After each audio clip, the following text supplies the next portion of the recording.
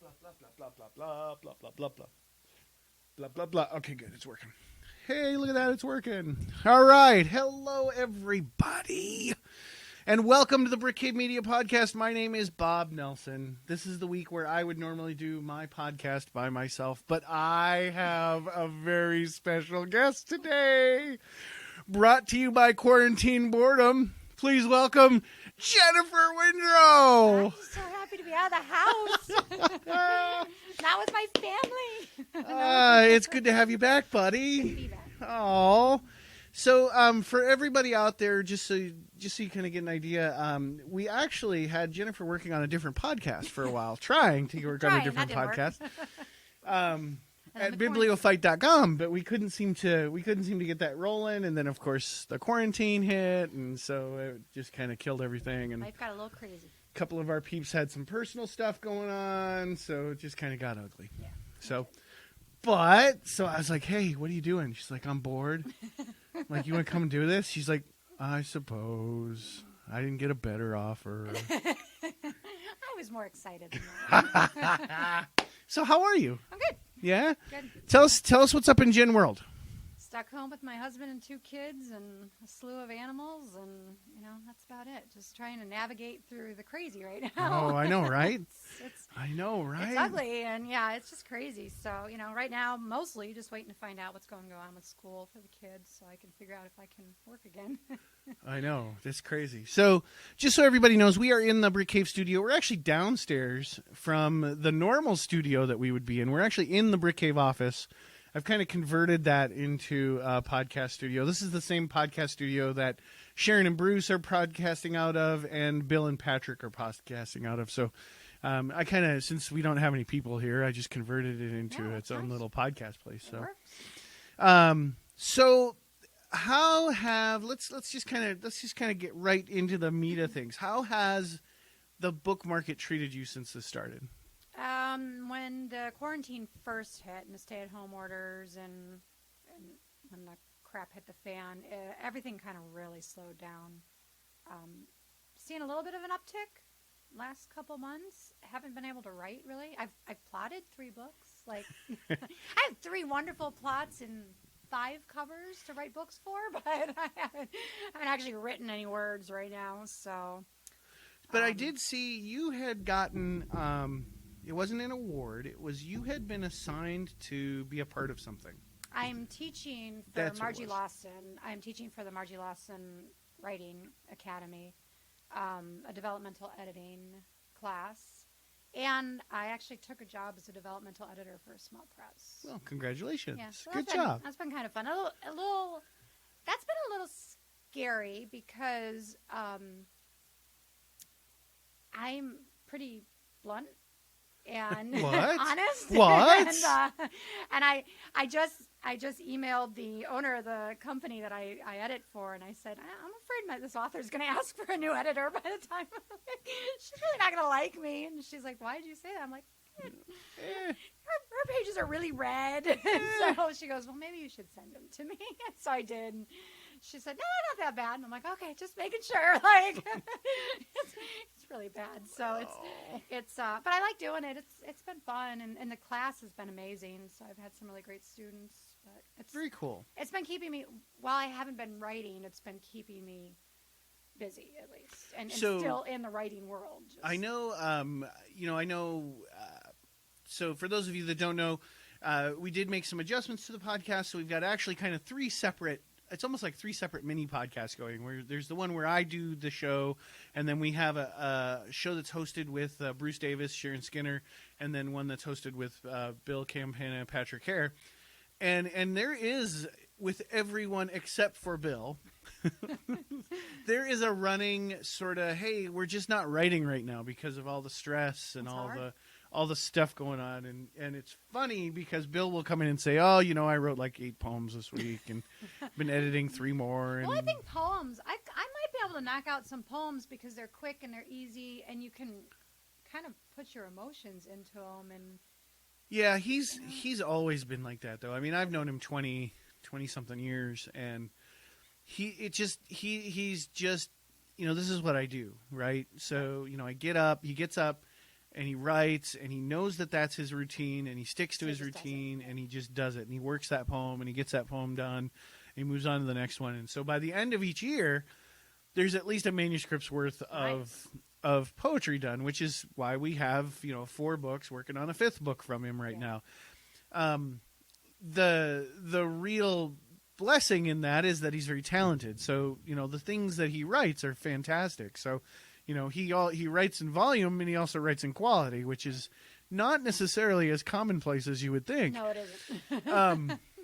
But everybody else is kind of like, there's a lot going on, and it's just emotionally, it's just draining hard. and Well, challenge. and, you go from me being the only one in the house the majority of the time, so having 6 hours a day where there's no husband and children in the house because they're at work and school, to literally having everybody in the house. And I know at the start I was kind of cranky, and my husband said, "Why are you so cranky?" And I said, "Because you guys are having a great time. You're all home, and you're It's having like a wonderful vacation time. for them. But yeah. you guys have literally just encroached on my whole life. Right. And so, the kitchen's never clean. The living room's never clean. There's shoes everywhere. I feel like it's, Right. become a madhouse. And so I had to change my mindset and be like, okay, I've got to find a new way to do this, a new schedule, a new routine. And so I've noticed a lot of my developmental editing, which is kind of what I've been, this month's really bad because I'm teaching the class and I have a book due for the small press, but I've been kind of getting up before everybody else and just kind of knocking out trying a to bunch get that of done. it, so that Sure. when they're up, it's not so much competition. Yeah, I think and I think that's been an approach for Sharon as well, is to kind of work in the off hours. Try and create a space where you can focus and you can tune things out and that kind of thing. But how are the books doing? How are you doing? Good. I mean, I just had an audiobook come out, the third in my vampire series. So that one just came out Tuesday, I think, if I remember. Yeah, seeing. it just all of a sudden it popped up on my email. Your book is now available. I was like, oh, well, that's good. Hey, hooray! Because I had turned one in right before COVID hit. Right. And we were waiting for it to approve, and it took over 6 weeks for Audible to approve it. It's funny because Bruce was the same way when we submitted Gold Magic. Yeah. It took them extra time. Yeah, right at the beginning, it was a halt. It just stopped. So this one only took maybe 2.5 weeks. So I was supposed to take 10, 14 days, and it was right in that time period. Yeah. So Yeah. I was really happy that at least went quicker. So I've had those things going. But even my audiobook narrator, I mentioned something to her, and even she said she's having a really hard time focusing just in her booth, trying to read other people's it's words. emotion. It's emotional right now. I mean, there's so much going on out there, and there's so much to think about and so much to process. And new normals that we have to find. And all kinds of new normals and all kinds of, you can't do this, you have to do this, it's just a drain. It is. To adjust. Is, so, but speaking of audiobooks, I have such good news. I segued for you. I have such good news. So I don't know if anybody, you probably, when you're listening to this, it won't be today. It'll be whatever day you're listening to this. But today, the 16th at 7:25 a.m. was the end of the Brick Cave Kickstarter, which funded. We were successful. So thank you to everybody out there. If you're listening to this and you were a backer of that Kickstarter, thank you for doing that. It was a lot of fun to do. It was very stressful because literally we did it probably at the worst possible time. Hey, everybody's out of work. Hey, we want your money. Well, and the honest part about it is that when we were before we launched, you have that conversation of if not now, when, right? And it was like, if we don't have a following strong enough to support this now, are we going to have it in 3 months? Are we going to have it in 6 months? Is it going to be worth it? And you have it's a long process. Right, and you have to make that decision, and we did, so we decided to run with it. And thankfully, we do have that audience that is strong enough and carried us through. Because I was 0 for 3 on the crowdfunding road prior to this. So, do you have narrators all lined up? Not yet. So that's actually the next step. So there's a narrator that I think we're going to engage, which is the narrator that did the Tavara Tinker series for us, to do Healer's Legacy. And I can't commit to that because Sharon hasn't said yes or no to that yet. But I think that's the direction that we want to go with that. And then the others we're just going to put them out on ACX and let the bids come in where if they you need are. a female, let me know. She's Okay. my narrator is amazing, and she's decently priced. So she's Cool. really good though. Good. She's just awesome. I love her. So thankfully that is done. At least the front part of that is done. Now I got to do the back part and make sure everybody gets their reward. Yeah. Which is going to be a lot of fun because it means I get to get Bruce to come in and sit down for half an hour and read, and Sharon to get to come in and read for half an hour, and Joe, I get to get Joe to come out of his house for a couple hours because that doesn't normally happen very often.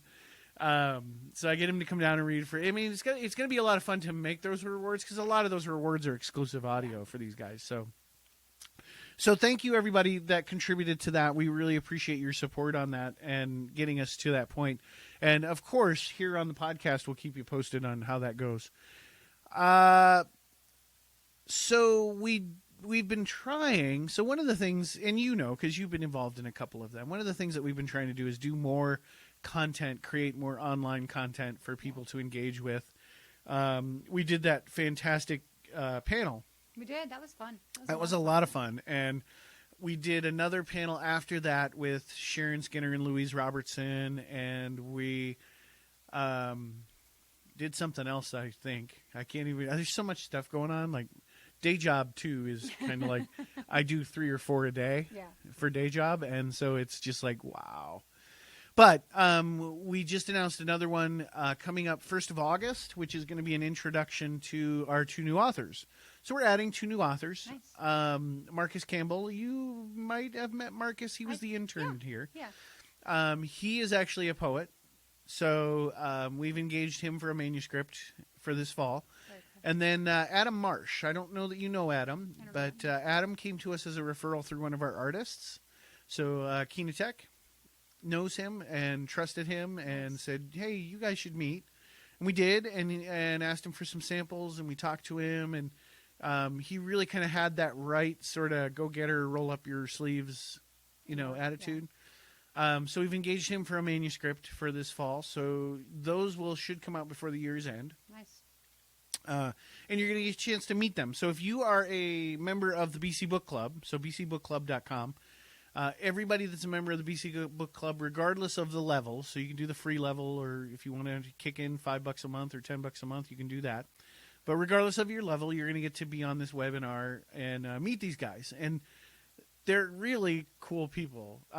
You can actually, Marcus has a couple of videos on the YouTube channel because he's done a couple of the drawings and stuff like that. So you can pick up just how energetic he is and just how positive he is. Very cool.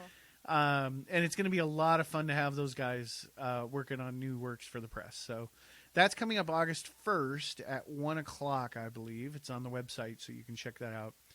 And then I'm kind of working on like a September 1st new release webinar for Sharon's got a new book coming out, and of course Bill's got a new book coming out, and a couple others have new books coming out. I think I know we're going to get the Colette Black manuscript for her second book out. Nice. Yeah, so there's a lot that's going to happen in the second part of the year, so I kind of want to prep everybody and give everybody a chance to get excited about that ahead of time. Yeah. So look for that. Probably first week of September we'll do that webinar. You'll get a chance to meet them. That'll also be a BC Book Club exclusive. So if you're not a member of the book club, just saying, it's free. Become a member. Hey, we got marked.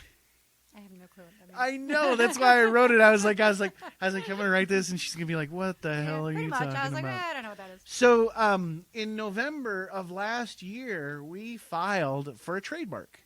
Very cool. So we filed to trademark Brick Cave Media, and that came through a few weeks ago. So officially now, I need to start using the TM on the end of Brick Cave Media everywhere I write it. So congratulations to us, I guess. Congratulations. Yeah. So we now have intellectual property. And now you have to redo all your banners. Yep, all the banners. Everything's got to get redone now, which Business is cards, a pain in the everything. How about butt. Oh, thanks. You're a pal. So let me ask you a question about kind of what you see happening over the next 3 or 4, even 6 months. Let's look at 6 months. we saw, so just to give you some context, we saw a lot of people, and we're grateful for it. A lot of people came to the website and they ordered books. So we saw an uptick on our website orders, even as we saw, I don't want to say a decline, but we did see just a gradual little tick down on some of the outlets. And that has carried through. So people have continued to order books through us directly, which is fantastic. What do you see happening over the next 6 months on that? Do you see people continuing to engage? Like, do you see people, I'm just going to read audiobooks, I'm going to do audiobooks for them just to get through this? I hope so. I think if we can get some kind of hold on COVID and kind of get it under control, right, and we start to get some sense of normalcy back, that people start really buying again and doing that. But I think people have kind of cinched up their purse strings and they're like, I don't know. It's so unknown out there that, I mean, even us, my husband took a pay cut at the beginning just to make sure his company stayed going. And he said, we got to tighten up to make sure we get through this. You never know what's going to happen. Right. And it's like, okay, well, that's what we do. So I'm hoping that as companies start to rehire and bring people back in, people become stable again. Right. Christmas, I always usually do really well between Thanksgiving and Christmas with sales, and I'm really hoping it's the same this year. That seems people are, just kind of chill, and they're reading books and they're listening to books. I did see audiobooks used to be a huge seller for me, but then people stopped commuting. And most people listen I didn't even to think about audiobooks that. when I they didn't commute. I didn't even think about that. And so my audiobook sales went down because people aren't driving back and forth to work. I did see it go back up a little bit, not as much as it was. I mean, I was selling audio like crazy, but it really went down because people just weren't commuting to work, so they weren't having the time to just sit in their car and listen to an audiobook. So it's interesting because, obviously, because our direct sales channel is right now just it's just paperbacks. Yeah. And we'll be adding in hardbounds here fairly soon, but our mix on the sites where we have both digital and paperback has always been pretty consistent, and it's been about 70-30 to 80-20 in favor of paperbacks. Yeah. And that actually hasn't changed very much. I kind of expected that to change a little bit. I did expect to see ebooks creep up a little bit as people thought, hey, I want to read, but I don't necessarily want to get a book shipped to me. But it's been fairly consistent. And overall, if you take out the events, because the events were, for us, they were 60% of our revenue. Right? But if you take that out, the rest of our business was fairly stable. Yeah. Like it was either at or even slightly above what we would have done traditionally every year for the first 6 months of the year. So in that respect, I mean, if there's a silver lining to anything that's been happening, we're certainly not rolling in money, and we're not making enough money. I'm not gonna lie, we're not making enough money. We're not making enough money to pay the bills. Right. I mean, don't get me wrong, but if there is some way to say, hey, there's something to look at here, it is that, in spite of everything that's happened, our channels outside of our event channels have held strong for us. Right. And in the case of our direct sales, they've actually gotten a little stronger. Yeah. Now, see, a lot of mine, the slowness could have gone with when my husband said, hey, we need to cut back. I said, all right, I'm going to stop advertising for a little. I'm going to stop running ads for a little bit because I don't want, sometimes my ads can go out, especially with Amazon, they can go completely out of control all of a sudden. I'm like, whoa, what happened there? Right. We had a couple months like that. And so I stopped running ads, but I've just recently started doing that again. And so, yes, things have gotten better, but if you don't advertise. Right. If you're not telling people you're there. You got to tell people you're there. Right. So I've been, while I've been doing this, since I haven't been running them, I've at least been learning as much as I can about how to be effective and run them effectively. So, but yeah, I've been using this time pretty much as a learning curve. Of course, I'm reading my butt off. I mean, I've bought, in fact, I just got that the other day. Yeah. Look at how many books you bought this month. I'm like, yeah, I know.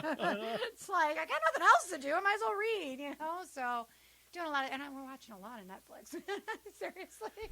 Yeah, it was funny because we had obviously we've had a Netflix subscription for a long time. Yeah, we and, have too. Yeah, and last year we had decided that this was the year we were going to transition out of cable and only go with digital services. That's what we have. Yeah. So we were going to build a lineup, our own special lineup of the various digital services, and that's what we've done. Yeah. And so we had chosen that, and we had said, okay, these are the units we're going to have. These are the services we're going to have. And for the most part, we've stuck to that. I mean, in that regard, it's ended up reducing our expenses. It's way less than your cable bill. I mean, right. Yeah. So in that respect, it helped us, manage our expenses on that a little bit. But we haven't really used it. Like, oh, really? Like, ours is on all day. I haven't been in front of the TV, and now, mind you, normally because I'm that 80 hours a week entrepreneur guy that just sits in his office all day, and you're really active. At some point somebody's going to have to come in and be like, "Are you still alive?" Because you've been sitting here for 3 weeks. But anyway, so I haven't obviously been watching any TV, and no one else in the house has been watching any TV. So it's kind of like, well, if we're, and I don't expect us necessarily to be the standard bearer for the entire country, but at some point it's like, well, are people not watching TV, and are they? There's a lot watching TV. Are they doing a lot of social media? Are they? Because that's the other topic. My husband is a movie buyer. He will buy, if you give him a $4.99 movie list, he will buy the heck out of those movies. Oh yeah, we have over 500 movies on our Apple TV. Like, literally, he just buys random. I mean, just the most random movies you've ever seen. And he's grumpy because typically we're in the movie theater. They come to the movie theater, then we get to get them at home, but there's been nothing in the movie theater. Right. So he's buying all these random old movies, and they tried to do that the streaming. Directly, that was supposed to go to the movie theater that came directly to streaming. We bought a couple of those. It turned out to be fantastic movies. Right. So we did a couple of those, but they're not Disney did that with. They did. So we bought Guns Akimbo with Daniel Radcliffe. That movie was fantastic. I mean, but that was one we rented it. Like, we bought it to stream, and then we ended up just buying it because we were like, okay, this was great. We love it. We're going to watch it over and over again. And we did that with The Hunt too, because that was a great movie too. But I mean, we're movie people, and so it sucks because we can't go to theaters. So it's, we love, my husband and I, that'll be our date night, dinner and a movie. Yeah, like, that's what we love to do. We're not so much the theater experience people, so we just threw the money into the TV, got a bigger TV, got a better sound system. Yeah, we got those too, but but we don't go to the theater, right? So we just don't go to the movie theater, and we just wait for everything to come out. And see, we go to the movie theater, and then we wait for it. Then we usually go home, pre-order it if we like the movie on Apple TV, and then wait for it to come out because we have a. And my husband is the guy that sits on the couch and literally knows exactly where every scene is, and will just turn skip on the movie, to it, go to that scene if he wants to watch it, and then he does it. He's crazy about that stuff. But well, that's all right. We all have our thing. And the kids have Apple TVs in their bedrooms. We have them all over the house. So, and in fact, I had to text them last night because we have a smart house, and it all runs through Alexa, even my lights. And my Alexa was down in my bedroom last night, and I kept telling it to turn off my bedroom lights, and it kept telling me no, and I was like... And so then I went to my phone. I thought, well, I'll just turn them off on the phone. And then the app wouldn't load. I'm like, oh, my God. So I texted my husband. I'm like, I can't turn the lights off. Like, I literally can't turn our bedroom lights off. That's awesome. So I had to call a kid in. And I'm like, fix that thing. And they're like, so they fixed the Alexa finally. But it was like half an hour before I could turn my bedroom lights off. So my house is a little crazy with electronics. First world problems right there. But that's how crazy my husband is with all these electronics. Is literally our doorbell, our cameras, our garage door, everything runs off of our Wi-Fi. Right. So in fact, I'll put an Alexa Dot in our backyard because I wanted to have it to put music, and he said, people can turn off our lights and all from of that a distance, right? Out there, and I'm like, who's gonna know to turn off our Who's going to know to turn off our lights in the backyard? Like, seriously, dude, Do you think people know this? Like, they just walk around saying, Alexa, turn off bedroom lights, Like, they don't do that. Halloween's coming, everyone. Yeah, I know. Go to my house. Somebody just walked through the neighborhood. Alexa, turn off the lights. And just watch and see if plunk, plunk, plunk, plunk, what lights go off. So that's kind of been and he's getting, since he's been home more, we're getting... more and more and more and more. Oh boy. Oh. So yeah, I don't even know how to run our house most of the time. Just make it work. Come That's on. awesome. That's awesome. Yeah, it's fun. So, what are you working on? What projects you got in queue? What should I be working on, or what I am working on? I should be writing the 4th book in my vampire series, which is all plotted, and I have like 70 pages written, but I just don't want to edit it. And then I had this amazing idea for this new book series, and I found covers that I absolutely fell in love with that were perfect for it. And so then I plotted out the first book of that, and I had to do some research on Dante's Circle of Hell and stuff like that. So I spent weeks doing that, and I'm kind of playing around with that one because I think that's where my heart is right now. Okay, well that's all right. You go where it's kind of like I don't know, but I know I need to get this 4th book out because it's kind of ends the arc of this first 4 books, and I can continue. I can either move stop on to another. or, Right. Yeah, I Keep can either going. stop this series or whatever. Yeah, So it's kind of where I am. I'm just trying. I plotted 3 books, and whatever one I kind of feel like writing when things normalize a bit, I think I'll pick up on that. But So, let's see. I can tell you that there is another Tavara Tinker story coming. nice. That actually just entered editing. So Sharon is doing her part of it right now, which is, I kind of lay everything out, and then she goes through with the sculptor's tools and kind of. Does she do the content editing? Yeah, she does the content editing, but then she also makes sure that all of the historical references are nice. right, and all of the, because we do reference a lot of real characters throughout the series. Right. So she just kind of does the double check, make sure that that's how that character would probably have been, or at least there's nothing to contradict that how that character would have been. And then she kind of makes sure that the characters are true to themselves based on the history that we've written so far and that kind of stuff. I can tell you this one gets a little bit. This one gets a little darker. Does it? I think you're going to see a lot of dark books coming out. Well, the interesting thing is that most of this was written pre-pandemic. Oh, was it? So at least most of my part was written pre-pandemic, and the arc. So the story arc that we're following through the first couple stories, you can tell that it's getting darker. Things are getting a little bit more desperate, and so on and so forth. So this one, I was writing it for a while, and then I realized I was writing the same story again. Yeah. And you never, you don't want to do that. So I paused, and I was like, okay, I got to think this through. So we did, and then kind of reworked those pieces. I'm a lot more comfortable with where it is. I don't know that that's where it's going to end up, though. I'm not sure that it's where it's going to end up. But we've committed that story will be available later this year for a writers group that Sharon is going to speak at. So there will be new Tavara Tinker, which means there'll probably be new audio Tavara Tinker as Very well cool. for that. And then on the Brick Cave side, like I said, we got a lot of manuscripts in pipeline. It's funny, we got through that deluge of manuscripts earlier this year. So Bill and Patrick and Bruce and Louise, and it was like, oh, we got through, that was our backlog, right? Yeah. And then, I kind of came in here actually one day, and I sat down and thought, okay, I got to start figuring out what, are we going to have something? To accept new authors, yeah. Do I need to hustle the acceptance slush pile?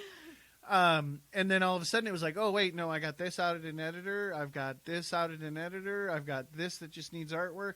Like literally there are 6 more books that are written and just need to be finished. Yeah. So it was like, oh, well, I'm still behind. Great work, Bob. Go team. Yeah, and I did some acquisition editing for Champagne Book Group, which is a small press I work with, and I had never done acquisition editing before, and I did like a Pit Mad, and I went in and I got to pick, like I've always been on the other side of Pit Mad, like the author begging somebody to look at me. This time I got to go in and pick people, and I picked a few, and I've requested a few manuscripts, and a couple I've sent to the publisher and said, yeah, I want to work on this. Like, it's hard. Amazing. It's hard. But it is hard. You never want to tell somebody no. You don't. And I've always, and of course I've been on the other end, so right. I know how hard it is and how much it hurts to get that rejection. So And you always think to yourself, well, if I just tell him to do this. Yeah, I don't. I want to. I want to be like, hey, can you just do this? You have to. You can't. You have to say, I'm sorry, this doesn't fit with us right now. There was one that it was a hardcore sci-fi. I mean, hardcore. It was really good, but I knew that I wasn't a hardcore sci-fi editor, so there was no way I was going to do this book justice. So I told the owner of the company that I said, hey, I love this, but I don't think I can edit this. Like, I really don't. She goes, oh, we've got this guy. He's one of our editors, and he does all of our sci-fi. I'll kick it over to him. So I don't actually know what ended up happening with it. Right. But he was going to look at it and see if he, was interested in it. But it's hard to be on the other side. It really is. It's hard because you empathize with the struggle that authors have. Yeah. And you want to help them succeed, but at the same time, it's like, you got to make a decision. And the important thing as an author, and this is the insight that I always try to give authors when they ask about it, is that, a publisher saying no does not mean that that's a bad piece of work. It doesn't. It does not in any way mean that the work isn't worth being published. It just means it doesn't fit. It may even just be it doesn't fit right at that time. Yeah. Because there have people that have sent us poetry manuscripts when we were so deep in poetry manuscripts, it wasn't going to do that person any justice to say, yeah, we want to publish it, but it's going to sit on the shelf for 2 years. Right. It's like, go and find somebody that has the capacity to get this out for you, because it's worth getting out. So we did. Oh, actually, I should probably talk about this. So we did change our submission guidelines, or not the guidelines, the process. So, we used to do the season, so we used to start June 1st and run until September 30th, and we would let people send us manuscripts between those dates. Yeah. We actually changed that. So now it is digital. So now you submit digitally, and you can submit any time of year. So we basically divided the year into quarters, and then at the end of each quarter, we pull whatever's come in, and we do the review on it. So what email do you send it to? So if you go to brickcavemedia.com, it's actually the very same page that we have our guidelines on. You will actually submit it digitally, so you will go on a form online and submit everything there. Comes to us, we review it after that quarter has ended, and then if for those manuscripts that we want to see full manuscripts on, we send them the notification. So how many pages do you ask for? 3 chapters. 3 chapters. Okay. So we just finished, literally I announced it like the last week of June, and somebody was paying attention because they were like, bam. And it goes. Properly formatted and everything. Nice. I'm like, okay, so you're in. Yeah. You did everything you need to do. So now we go through that person's, because that was the only person that got in right before the deadline. Yeah. And let them know if we want the full manuscript. And then July, August, and September, we'll go through those in October, and we'll say, okay, let's look at these, 3 or 4 or whatever, right, and let's get a full manuscript. So let's interview the author. And we're not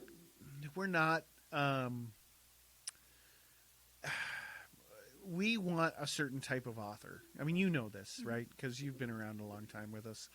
We want a roll up your sleeves, get in, get dirty, make it happen kind of author, especially if you're not local to us, because we don't have the strength of reach that a Big 5 publisher does. Right. So we need that assist in that author's local area. They need to be willing to go out and hustle.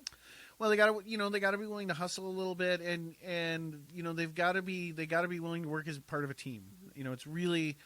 It's really got to be a team effort. And I know it sounds cliche almost. No, but it does. It really is. But it really does, because we're going to do everything in our power, obviously, to make sure that every book is a success. Yeah. But there's only so much you can do. But the author is just sitting there not doing anything. But I can tell you, I mean, even within our own catalog, I can tell you, which books had team effort and which books not so much team effort. Yeah. And it shows in the sales. It absolutely 100% shows in the sales. So we started that right before the end of June. Nice. And that's actually gone really well. I think it's been received well. We've gotten some submissions for this current quarter. People are starting to figure it out. I did get a couple of mail-in submissions right at the beginning of the month, because I think people had planned. Yeah, they were already. So I'm happy to just work those as we normally would. I don't have a problem with that. but it seems like it has, that transition has been very smooth and very good. So Nice. we'll see how that goes. So in our podcast world, we also do a couple of cool things. I'm going to just talk to you about it, and That's okay. everybody else can listen in. So Bruce and Sharon, for their podcast, they actually do a First Reads. It's First Words. It's called First Words, where people can send them the first page of their manuscript. Oh, fun. And they will read it and talk about it as part of their podcast. Yeah. So it's kind of cool. So if you go to the Brick Cave podcast page, you can actually get the details on how to submit that. And then they get to pick which one they're going to do in their particular show. So encourage everybody to do it. Yeah, that's fun. It's a lot of fun. There was a writers' conference here many years ago, 5-6 years ago. And you could turn in your first page. Yeah. And they would, as a panel, they would sit in the front. And Yeah, so they were kind of brutal at times, but they would read the page and then they would kind of say, this is what I like about it, this is what I don't like about it, I would publish this, I wouldn't publish it. Yeah, kind of thing. absolutely. So they do that, and then Bill and Patrick. So years and years and years and years and years ago, in the before times, when we would be doing Poetry Slam, we used to do this event called Box Night. And basically what it was everybody that was intending to compete in the Poetry Slam that night put their poem into a box. Oh, fun. And you had to pull one of them to read as the poem you were competing with for that round. Oh, fun. So we decided, hey, why don't we let people send in poems, and literally they will pull that poem out of the box and read it on the podcast. So same thing, if you're interested, if you've got a poem that you want to see Bill or Patrick read, That's fun. go to brickcavepodcast.com. There's details on how to submit your poem there. It's going to be... thank you, Jen, for taking the time to come and visit. Thank you for getting me out of the house. And maybe I'll pull you back again next month, and we can just kind of roll forward with this. I do, just so you know, I do have every intention of getting the Bibliofight podcast running again, and maybe we swap some talent out for that. But I think again, that's another opportunity for authors right now that don't have a medium to promote themselves. Send us your book. So go to bibliofight.com. Again, not a Brick Cave thing. At this point, what do you even bother? Yeah, like whatever. So go to bibliofight.com. You can see how it works, how to get your books submitted to us. Submit your books to us. We'll get them read. We'll get the review. We'll get the podcast set up, and we'll make it happen. So that's all I know there. All right. Well, good. So thank you for having me. I got out of the house for a bit. I talked to another human being besides my right. kids. If you have questions either for Jen or myself, because we do talk all the time. We do. You are absolutely welcome. You can send us an email to podcast@brickcavemedia.com. I'm hoping that's a valid email. But you can send an email there. I'm sure it's valid. I'm sure I've created it at some point. And ask us about what's going on. Ask us about stuff you want us to talk about, any business, any publishing business, that kind of stuff. We're happy to talk about it. Thank you again for listening to this edition of the Brick Cave Podcast. Anytime you want to hear us, join us online at brickcavepodcast.com. Our BC Book Club members enjoy extra episodes and other great advantages, such as free books. Details at bcbookclub.com. Thank you again, everybody, for taking the time to join us. And this joint sort of Brick Cave Anthology Proxima podcast today. Mishmash. All right. Be safe. Bye. Bye.